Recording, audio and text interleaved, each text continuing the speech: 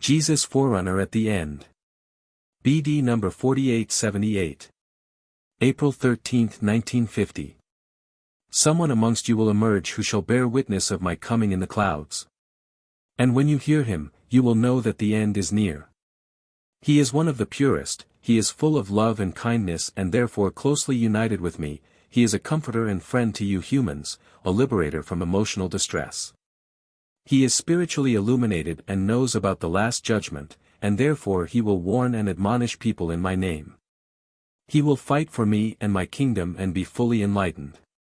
And thus, he will also know where the pure truth is represented.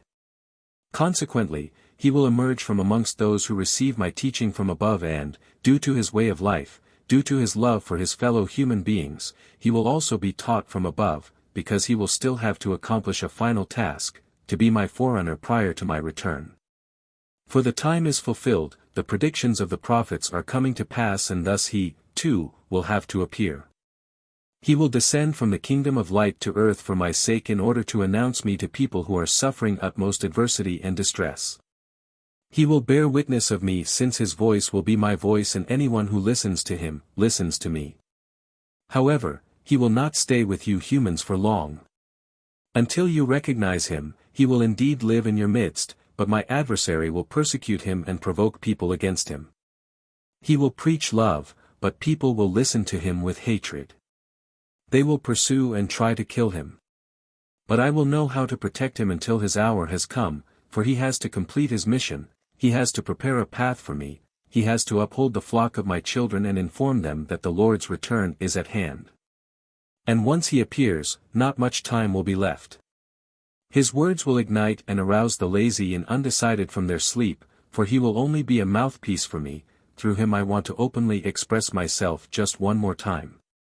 And once again he will be a voice that cries in the wilderness, who will only return because I will need a strong worker in the end, a worker from above to help humanity.